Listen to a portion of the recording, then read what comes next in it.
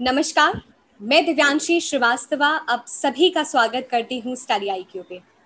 आज मैं आपको जिस खास शख्सियत से मिलाने जा रही हूँ, उन्होंने जिस भी क्षेत्र में काम किया है, सभी ने उनका लोहा माना है। एक ऐसे आईएएस अधिकारी जो बदल रहे हैं भारत की गांव की तस्वीर और तकदीर। हम सभी के बीच senior IAS officer doctor Hiralal ji, adviser model गांव, additional director at UP national health mission. बहुत बहुत स्वागत है सर आपका स्टडी आईक्यू पे। थैंक यू, धन्यवाद आपका। Thank you, welcome. हमें बहुत खुशी है कि सर आप अपने एक्सपीरियंस से अपने काम से हम सभी के इंस्पायर करेंगे और बहुत सारे लोग आपकी लाइफ लेसन से लर्निंग्स भी लेंगे। थैंक यू, सर शुक्रिया। शुरुआत इसी से करते हैं कि आपको किस तरीके से आइडिया था सिविल सर्विसेज का? How were you introduced to the idea of civil services? Actually बचपने में मैं प्राइमरी में पढ़ता था और मेरे फादर वेटनरी कंपाउंडर थे, तो उन्होंने मेरे मन में ये सिविल सर्विसेज की धारणा बनाई कि सिविल सर्विसेज आईएएस की पोस्ट या प्रशासनिक सेवा सबसे अच्छी सेवा है और बहुत पावरफुल होता है। इसमें पद, पैसा, पावर सब कुछ है और ये समाज सेवा करने का बहुत अच्छा पद है। तो उन्होंने मुझे ये मोटिवेट किया और मेरे दिमाग में उन्हीं के, मेरे पिताजी के द्वारा ही ये भरा गया आइडिया सिविल सर्विसेज का, और वो मेरे लिए एक काम किया और आज मैं आईएएस हूँ। सर जैसे आपने बताया कि आपके पिताजी आपकी प्रेरणा थे, वो आपको मोटिवेट करते थे सिविल सर्विसेज के लिए तैयारी करने के लिए। बहुत सारे ऐसे एस्पिरेंट्स हैं जो तैयारी करते हैं लेकिन वाई की तलाश में वो अभी भी हैं। Why civil services? तो जो राइट मोटिवेशन होना चाहिए वो क्या होना चाहिए? देखिए, सिविल सर्विसेज की तैयारी करने के लिए जो हमारे जमाने में सिचुएशन थी और जो आज है उसमें जमीन आसमान का अंतर है। आज के डेट में, हमारे जमाने में किसी आईएएस अफसर का इंटरव्यू इस तरह से नहीं होता था और इस तरह से ऑनलाइन मटेरियल नहीं हुआ करते थे, तो उस समय बहुत डिफिकल्ट था। आज के डेट में तो आईएएस की तैयारी करना बहुत आसान है और इसका आंसर ढूंढना वाई का बहुत ही सरल है। आप गूगल पे जाइए और पिछले 10 साल के या पिछले 5 साल के जो टॉपर है उनका इंटरव्यू है। कैसे पढ़ो, क्या पढ़ो, क्यों पढ़ो।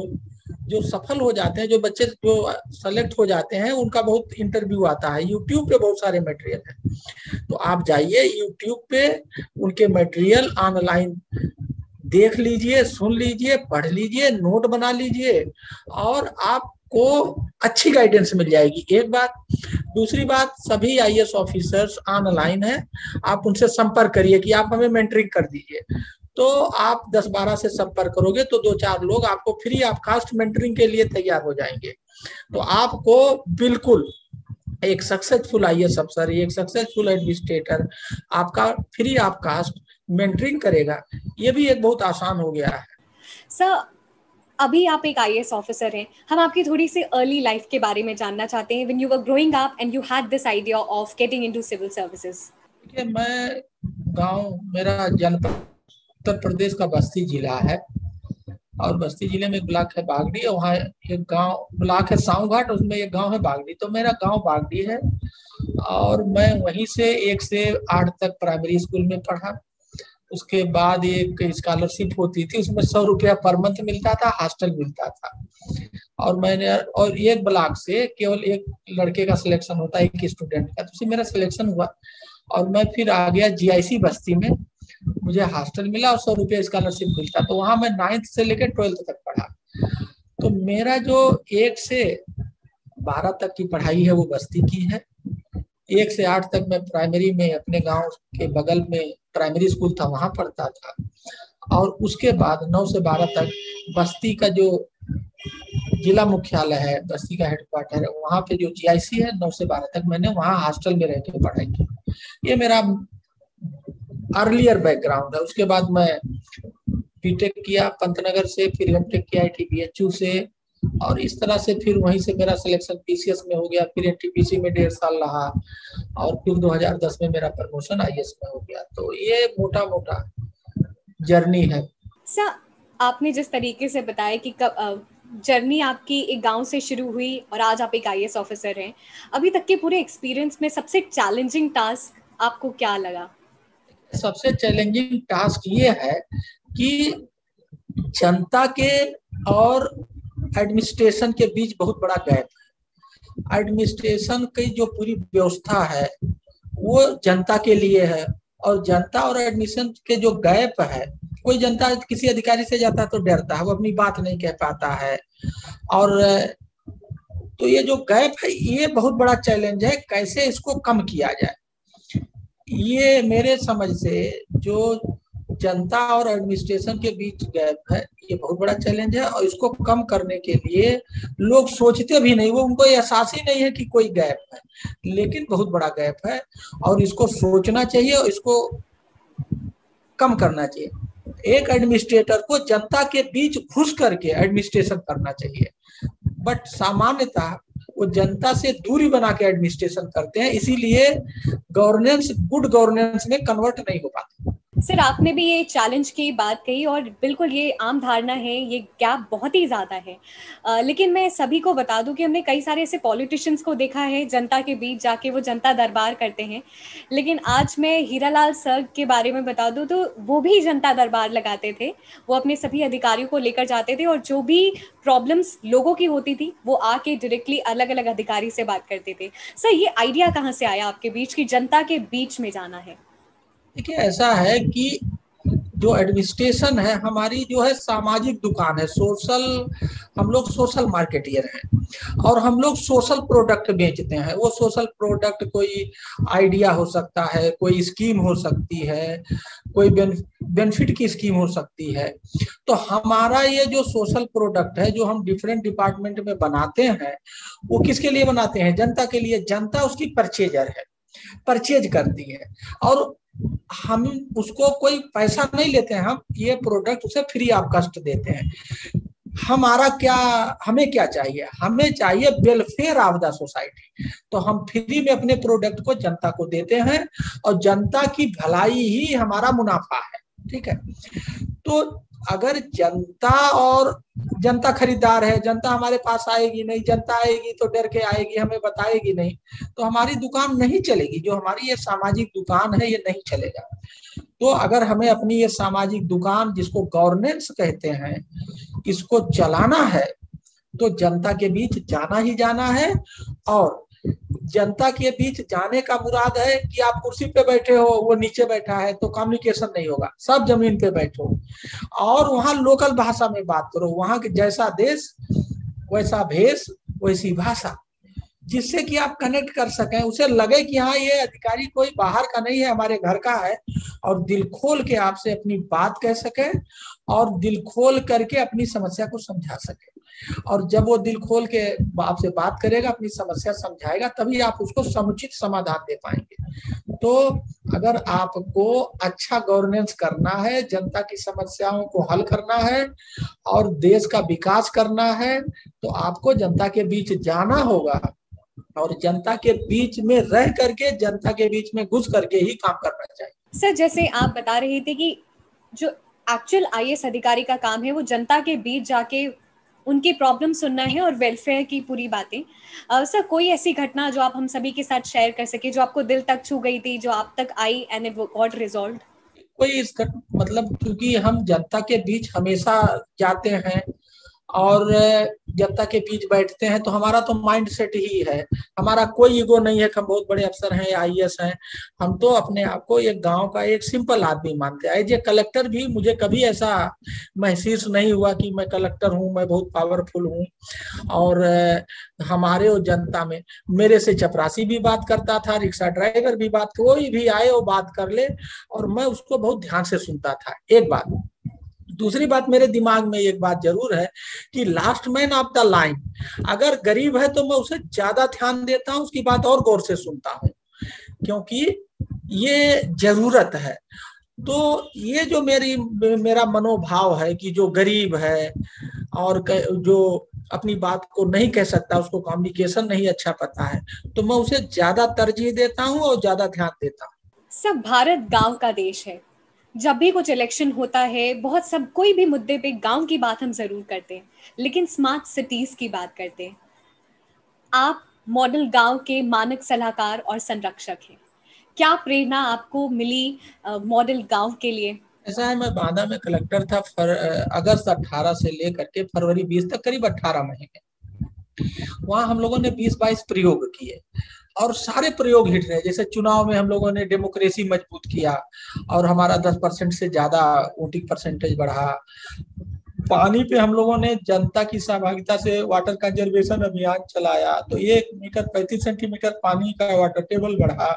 जेल नंबर 1 हुआ, क्रॉप प्रोडक्टिविटी बढ़ी। इस तरह से 20-22 जो प्रयोग किए और सभी प्रयोग का जो रिजल्ट आया, हमारे पास 20-22 रिजल्ट आए और वो भी चमत्कारिक रिजल्ट। ठीक है, उन सबको जब जोड़ दिया गया तो हमारे एक मित्र हैं और हमारे सलाहकार भी हैं, वो हमारे गुरु भी हैं रूरल डेवलपमेंट के, वो हमारे गुरु हैं श्री मुनीष जी।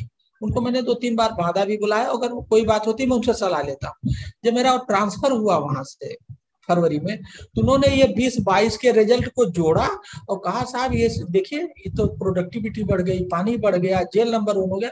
ये पूरा आपने पूरे बांदा के गांवों को मॉडल गांव बनाने में, ये तो सारे एक्टिविटी मॉडल गांव बनने की दिशा में एक प्रयास था, उसमें काफी अच्छे रिजल्ट आए।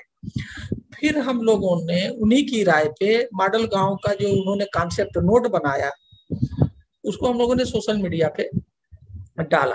जब हमने सोशल मीडिया पे डाला तो आईसीसीआई फाउंडेशन के जो नेशनल हेड है श्री सौरभ सिंह साहब, उन्होंने कहा, मेरी उनसे बात हुई, उनका फोन आया, पहली बार फोन आया और हम लोग बात किए। उन्होंने कहा ये बहुत अच्छी स्कीम है और मैं आपको देखता हूँ लिंक्डइन पे, आप अच्छा काम करते हैं, इसको ऑर्गेनाइज्ड वे में जो काम बांदा में हुआ है पूरे प्रदेश में देश में होना चाहिए और इसको ऑर्गेनाइज्ड वे में करिए और इससे ये इस मॉडल को लागू किया जाए प्रदेश और देश में।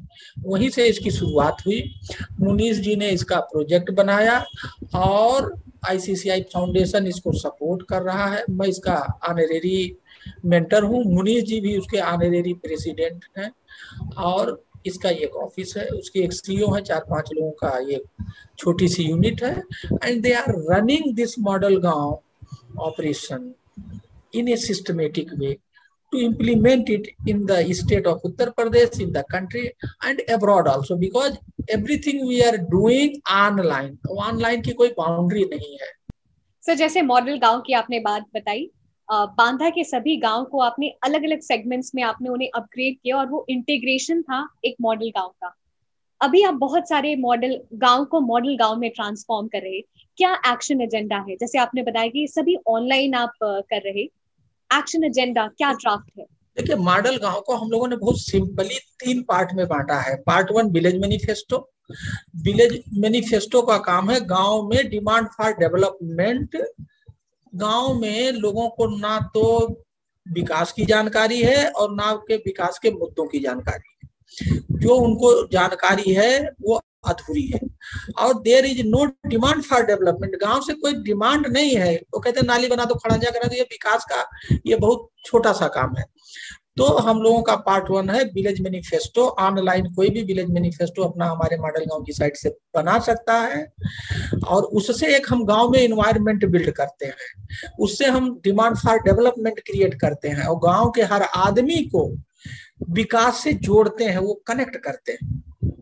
उसके बाद इसका पार्ट 2 है चेंज मेकर। गांव में जो अच्छे लोग हैं, सोशल ओरिएंट के लोग हैं, जो कि सामाजिक काम में रुचि कर लेते हैं, सामाजिक काम करने में उनको मजा आता है, ऐसे अच्छे लोगों को हम चयन करते हैं और उनको एग्री टूरिज्म पे भेजते हैं, लर्निंग टूर पे भेजते हैं। पहले जिले में, जैसे जिले में मान लीजिए कहीं अच्छा सब्जी पैदा हो रहा, कहीं अच्छी डेयरी हो रही है, तो वहाँ फिशरीज हो रहा, वहां जाते हैं, सीख के आते हैं, अपने गांव में लागू करते हैं, फिर हम उन्हें प्रदेश में भेजते हैं, फिर दूसरे प्रदेश और विदेश में।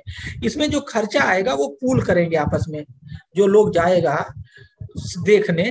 तो हम क्या करें, knowledge is power, we are empowering them by imparting them the practical knowledge, not theoretical knowledge.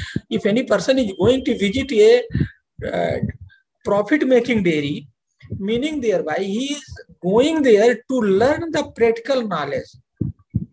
तो वो जो प्रैक्टिकल नॉलेज सीख के आता है फिर अपने गांव की डेयरी पे लागू करता है, उसके गांव की भी डेयरी अच्छी काम करने लगती है, उसका प्रॉफिट बढ़ जाता है। तो ये है change maker.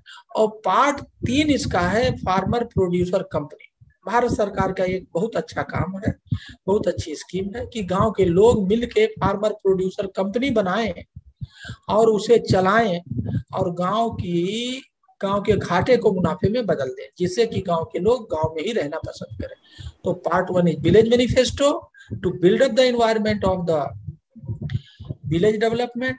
Part 3 is the development as a change maker. They will act as a driver of the whole process. And part 3 is the farmer producer company to convert the loss making agri into profit making agri business. Sir, आपने model गांव का जो 3 agenda बताया, second है कि जो गांव वाले हैं वो ही ड्राइवर ऑफ द प्रोसेस है। गांव वाले किस तरीके से तकनीक की मदद से मॉडल गांव का उपयोग पूरी तरीके से कर सकते हैं? देखिए, अभी गांव में क्या है, मैं एक अभी अध्ययन कर रहा था, तो अभी गांव में तकनीक अगर 100 पहुंचना चाहिए तो 100% नहीं पहुंचा, 100% नहीं है, केवल 8 से 10% पहुंचना चाहिए। तो अभी भी हमें 90% तकनीक गांव में और ले जाना है। तो क्या है, इसीलिए तकनीक में जैसे सबसे इजी तकनीक क्या है, सबके पास मोबाइल है, उसमें नेट है, ठीक है। तो हमारा जो साइट है जिस पर ऑनलाइन विलेज मैनिफेस्टो बन सकता है, वो अपने मोबाइल से उसका सॉफ्ट कॉपी बना सकता है, एक बात। दूसरी बात यह है कि उस गांव में जो CSC है, ठीक है, जन सेवा केंद्र जिसको कहते हैं, कम्युनिटी सर्विस सेंटर जिसको कहते हैं, उनको BLD भी कहते हैं, हम लोग उनको अप्रोच कर रहे हैं, क्योंकि वो टेक्निकली साउंड आदमी गांव में ही बैठा हुआ है, वो आय प्रमाण पत्र जाए डिफरेंट टाइप के और सर्विसेज देता है, वो टेक्नोलॉजिकली साउंड है, टेक्निकल रिसोर्स पर्सन है गांव में बैठा हुआ। तो हम लोग BLD को अप्रोच कर रहे हैं, उसको इस मॉडल गांव से जोड़ रहे हैं, जिससे कि गांव वालों को जो एज ए रिसोर्स पर्सन वो टेक्निकल नॉलेज से कनेक्ट कर सके। जैसे हम लोग गांव में डिजिटल टेक्नोलॉजी ले जाना चाहते हैं, ई फार्मर बनाना चाहते हैं, एग्री स्टार्टअप ले जाना चाहते हैं, तो उसके लिए आपको IT और ये टेक्निकल नॉलेज चाहिए, साइट चाहिए, इंटरनेट चाहिए, प्रिंटर चाहिए। तो गांव में बैठा हुआ है आदमी BLD के नाम पे, तो हम BLD के माध्यम से गांव में टेक्निकल नॉलेज प्रोवाइड करने का एक माध्यम बना रहे हैं। सर, आपने जल संरक्षण पे बहुत कार्य किया है, जल संरक्षण को आपने अपने जीवन का उद्देश्य बनाया, इसके पीछे क्या विचार था? इसके पीछे विचार ये है कि जब मैं बांदा गया तो मैं यहाँ बांदा जाने के पहले ही मैं पेपरों में पढ़ा करता था कि वहाँ पानी का संकट बहुत है, औरतों को दूर से पानी लाते हुए लोग अखबारों में न्यूज छापते थे। तो जब मैं वहां गया तो मेरे दिमाग में पहले से ही था कि भाई बांदा में अगर कोई समस्या है तो वो पानी की है। तो पानी की समस्या मैं बांदा कलेक्टर बनने से पहले जानता था, वही लेके गया था और मुझे कोई समस्या नहीं पता थी। तो फिर और जो मेरे सामने पहला चक्का जाम या लैंड ऑर्डर की समस्या आई वो पानी की वजह से आई। मेरे ज्वाइन करने के 15 दिन बाद ही एक मोटर खराब हो गया, वहां पानी की सप्लाई ड्रिंकिंग रुक गया और लोगों ने चक्का जाम कर दिया।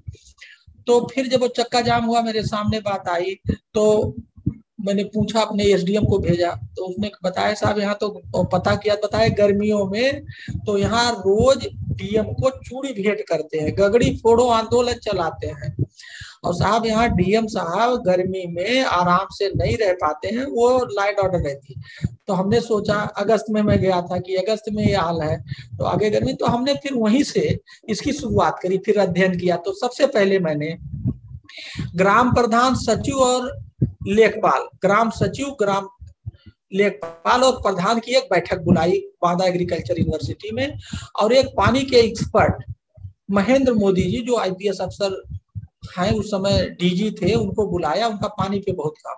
हमने कहा साहब ये गांव प्रधान सचिव लेखपाल को आप अपना बताइए कि कैसे पानी की समस्या का समाधान ढूंढा जाए, कम लागत वाला या बिना लागत वाला।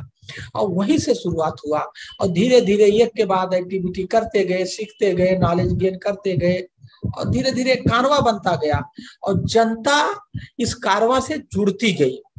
तो ये जो जल की समस्या है इसका समाधान किसी DM या प्रशासन के पास नहीं है, जनता की समस्या है और जनता के पास समाधान है।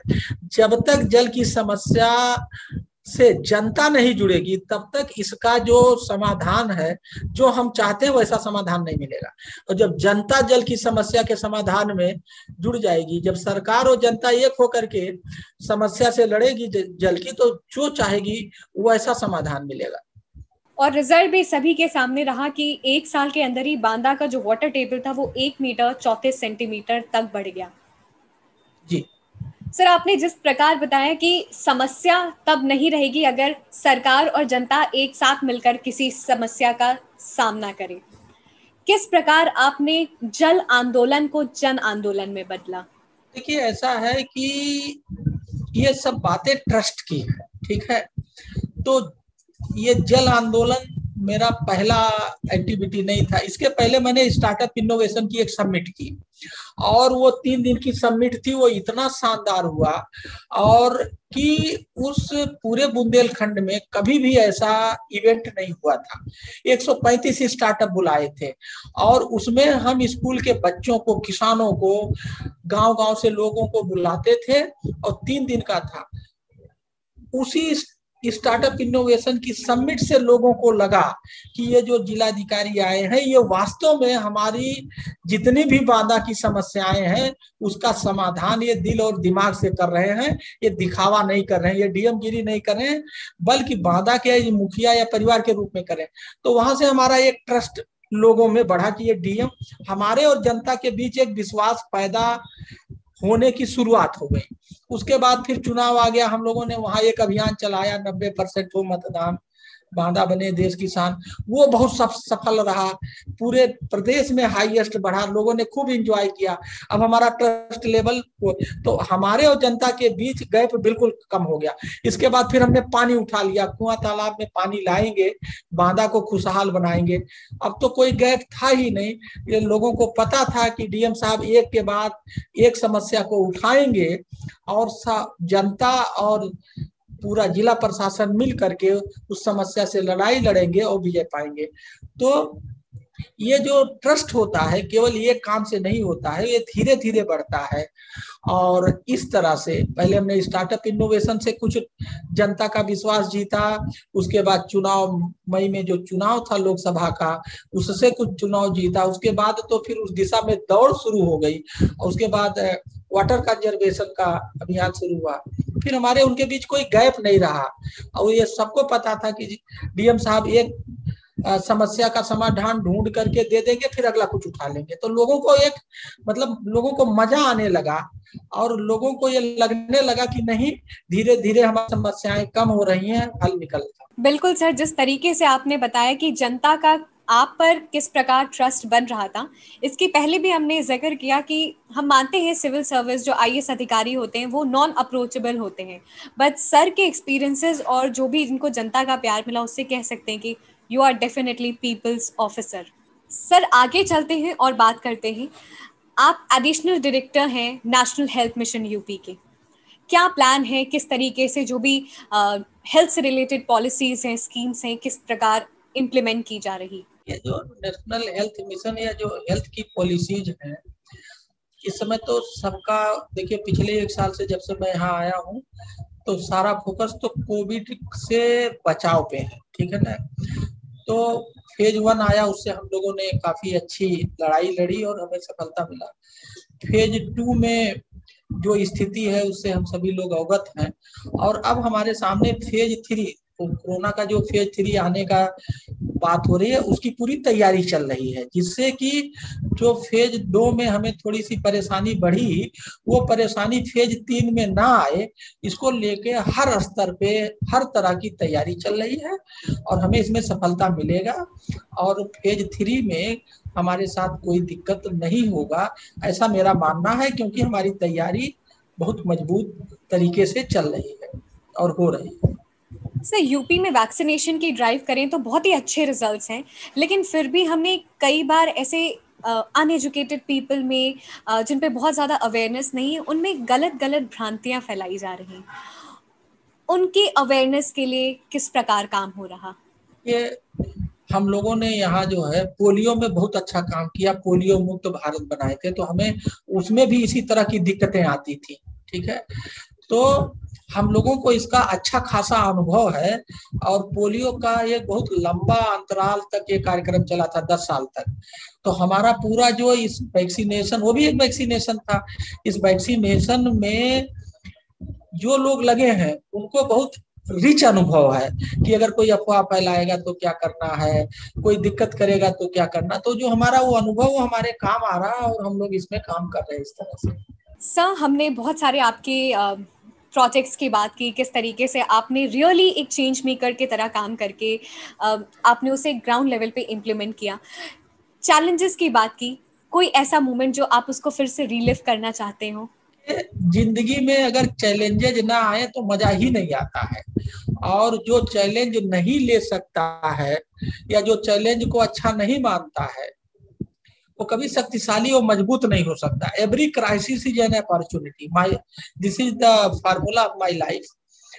जब आदमी किसी डिफिकल्ट सिचुएशन को फेस करता है तो उसका दिल दिमाग पूरा तंत्र उससे लड़ाई में लगता है, तो वो अपने आप को लर्न करता है, अपने आप को तैयार करता है, वही उसकी मजबूती बाद में बनती है। तो क्राइसिस तो आना चाहिए और क्राइसिस को निपटने के लिए हम लोगों को, क्राइसिस को लोग बुरा मानते हैं, क्राइसिस बुरी नहीं होती है, वो हमें किसी और ऊंचाई पे ले जाना चाहता है, ऐसा मैं सोचता हूँ। सर, जिस आइडिया के साथ आप सिविल सर्विसेज में आए थे और इतनी सालों की सर्विसेज के बाद आपने रियली एक चेंज मेकर का काम किया, लोगों की जिंदगी में बदलाव लाए, किस तरीके से आप अपनी जर्नी को देखते हैं और आगे आप क्या करना चाहेंगे? देखिए, मैं अपने जिंदगी के हर मोमेंट को एक लर्नर के रूप में देखता हूँ, मैं हर मोमेंट लर्न करता हूँ। मैं कल ऑब्जर्वर था सिद्धार्थ नगर में, सॉरी सिद्धार्थ नगर में, सोनभद्र। तो वहाँ मेरी डीसी एनआरएलएम से बात हो रही थी कि भाई आप लोग जो है महिलाओं के सेल्फ हेल्प ग्रुप में क्या अच्छा काम किए। तो उसने बताया कि हम लोगों ने एक दुकान ली और वहाँ पे मेन मार्केट में, और जो सेल्फ हेल्प ग्रुप की महिलाएं हैं वहाँ उस दुकान मेन मार्केट में तो खूब बिकता है। ये मेरे लिए एक लर्निंग था। उन्होंने बताया कि हम लोग एक एप्लीकेशन बनाए हुए हैं और उससे हम लोग नेशनल और इंटरनेशनल मार्केट, तो ये कोई जरूरी नहीं है कि वो आईएएस अफसर है या बड़ा है वही सब कुछ जानता है। तो मैं हमेशा, जैसे मैंने कल ही 2 चीज उनसे लर्न, और मैंने उनके मुंह पर कहा कि आपसे मैंने 2 चीज सीखा है, मैं इसको दिमाग में रखूंगा और लागू करूंगा। तो मैं हमेशा लर्निंग मोड में रहता हूँ और हर पल सीखता हूँ और अपने नॉलेज को अपडेट करता हूँ और अपने नॉलेज में एडिशन करता हूँ। यही मेरी ताकत है लर्निंग मोड का। अभी मैंने पीएचडी किया, अब मैं डीलिट कर रहा हूँ, डीलिट में एडमिशन लेने के प्रोसेस में हूँ। Role of ICT in achieving good governance से मेरा पीएचडी का टॉपिक था, अब मैं डीलिट में टॉपिक ले रहा हूँ, role of communication in achieving good governance. तो आदमी को हमेशा लर्निंग मोड में रहना चाहिए और नॉलेज चाहे छोटे से मिले चाहे बड़े से मिले लेना चाहिए। और नॉलेज जिससे ले रहे हो उसको उसको क्रेडिट देना चाहिए। बहुत लोग किसी से नॉलेज ले लेंगे, चुरा लेंगे और उसके बारे में नहीं, अपना बता करके जा करके अपनी मार्केटिंग करेंगे। तो ये भी अच्छा नहीं माना जाना चाहिए, ना ये अच्छी बात है। मैं जिससे नॉलेज लेता हूँ मैं पब्लिकली बताता हूँ कि ये मैंने उनसे सीखा है, उन्होंने बताया। सर, हमने आपकी जर्नी से बहुत ही कुछ सीखा और बहुत ही अच्छा आपने बताया कि जिससे भी सीखो क्रेडिट दो और हमेशा एक लर्निंग मोड में रहना चाहिए। आपके कुछ मैसेज जनता के लिए, उन एस्पिरेंट्स के लिए जो सिविल सर्विसेज की तैयारी कर रहे? देखिए, जनता के लिए, आम आदमी के लिए, जैसे मैं आईएएस अफसर हूँ तो मैं आईएएस अफसर जब कुर्सी पे तब हूँ, बैठता हूँ तब आईएएस अफसर हूँ, लेकिन वैसे तो हम भी एक आम नागरिक हैं। तो आदमी को कभी किसी चीज का शान और घमंड ईगो नहीं होना चाहिए, एक बात है। और दूसरी बात यह है कि आदमी को अपने बारे में कम, आम जनता के बारे में ज्यादा सोचना चाहिए, क्योंकि जब आम जनता की भलाई होगी तो उसी में आपकी भी भलाई निहित है। और ये जो हम लोग मॉडल गांव का प्रोजेक्ट चला रहे हैं जिसका मैं ऑनरेरी मेंटर हूँ, मैं सभी लोगों से चाहता हूँ कि सभी लोग कहीं कहीं गांव से जुड़े हैं, इससे वो जुड़े और जुड़ करके वो अपने गांव का कल्याण करें। भाई गांव में हम रहे हैं तो गांव का हमारे ऊपर कर्जा है, हमें उस कर्जे को उतारना है। तो मॉडल गांव के वो माध्यम बना करके आपके ऊपर जो गांव का कर्जा है उसको उतारने का प्रयास करें, ये मैं कहना चाहता हूँ। जो लोग आईएएस की तैयारी कर रहे हैं उनसे मुझे 3 बात कहनी है। रोज पेपर पढ़िए, पेपर में आप एडिटोरियल पेज पढ़िए और जो न्यूज बनी है, जो न्यूज लिखा एडिटोरियल पेज पे, उस पर आप ये देखिए ये न्यूज क्यों लिखा, ये न्यूज लिखने के पीछे वो क्या कहना चाह रहा है, इसमें उसने कौन सी बात छोड़ दी, पूरी एनालिसिस करिए। दूसरी बात मैंने आपको बताया कि पिछले 5 साल के जो टॉपर्स हैं जिसका इंटरव्यू है उनको सुनिए, नोट बनाइए और जो सभी लोगों के कॉमन पॉइंट्स हैं उसको अपने तैयारी का हिस्सा बनाइए। तीसरा बात यह है कि सारे अधिकारीगण ट्विटर या सोशल मीडिया पे ऑनलाइन है, आप उनसे कांटेक्ट करिए और उनसे रिक्वेस्ट करिए कि आप हमारे ऑनरेरी मेंटर बन जाइए।